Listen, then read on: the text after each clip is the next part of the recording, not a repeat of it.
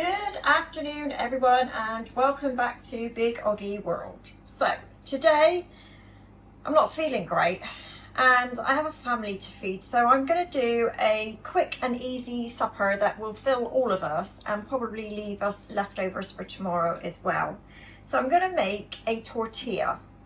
Now, one thing that I have learned over the past 4, 5, 6 months is that if you buy convenience food, it costs a lot of money. And I've managed to save so much money by not buying convenience food and cooking from scratch. So not only do you save money, but you get a more substantial meal out of it. So today, tortilla. It's basically a leftover jobby, isn't it? It's kind of whatever you want to chuck in, okay? So I have got some butcher's ham that was left, it was like 3 slices. I've got some leftover cheese, hard cheese. Now this is Gruyère because I bought it for a different recipe and there was a bit left. But you can use any hard cheese, so if you just got cheddar, that's absolutely fine, use your cheddar. I've got some frozen peas. Over here I've got a diced onion.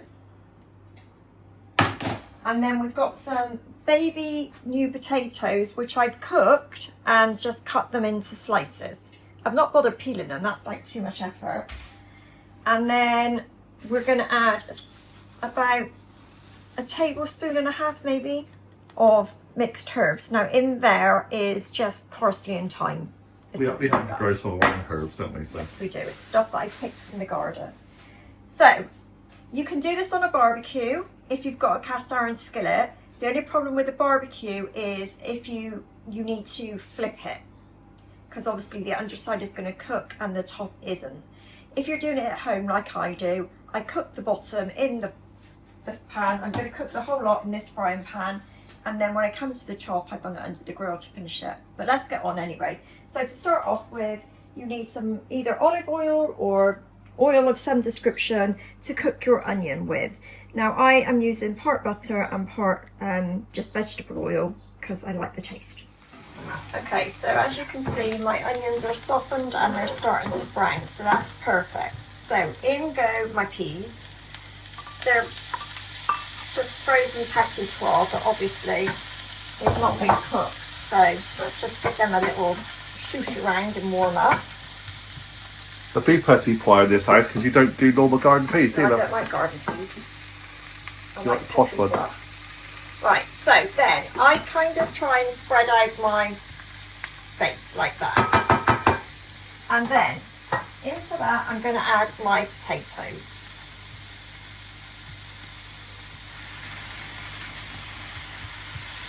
Take your time, just layer it. Really, yeah? Yeah, just get them in there.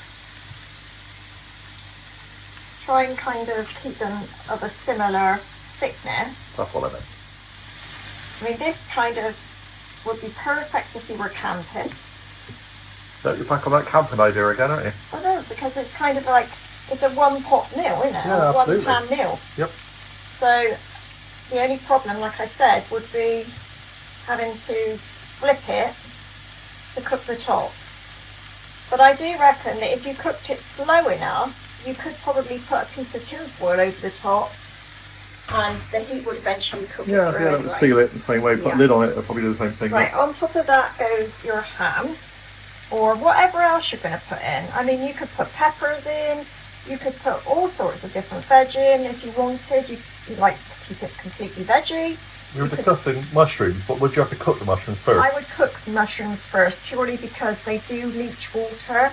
So if I was going to put mushrooms in, I would have cooked my mushrooms with my onions and then just carried on as we are. So you need to lower this down a bit now because obviously you're not moving things around in the bottom of the pan and you don't want it to burn.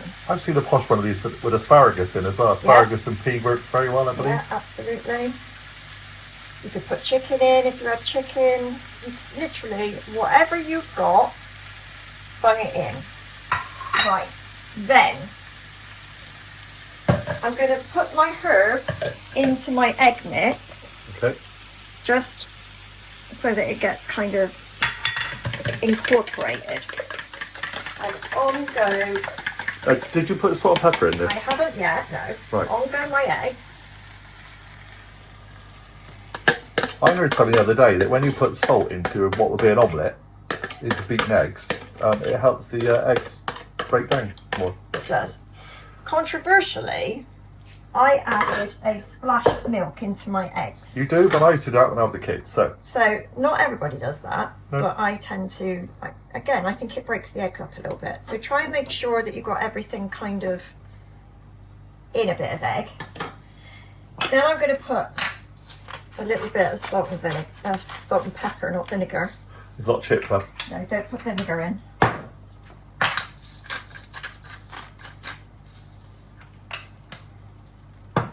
And then I'm going to add my cheese.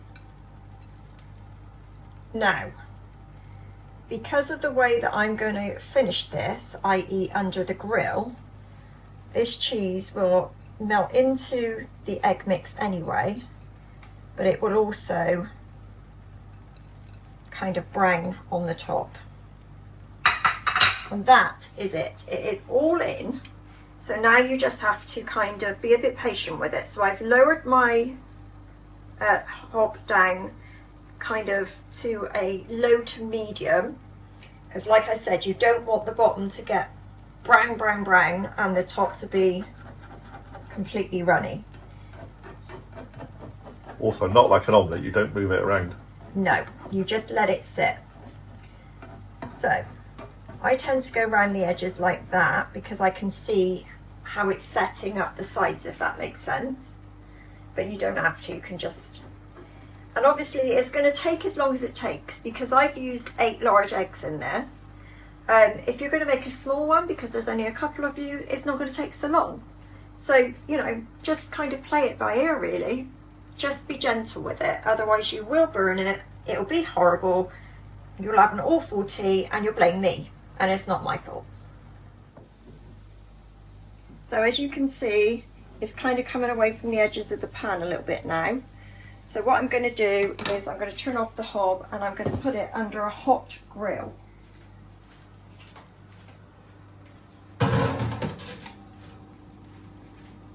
And let the grill do the work. And by the time it comes out from under the grill, it will be perfectly cooked for you.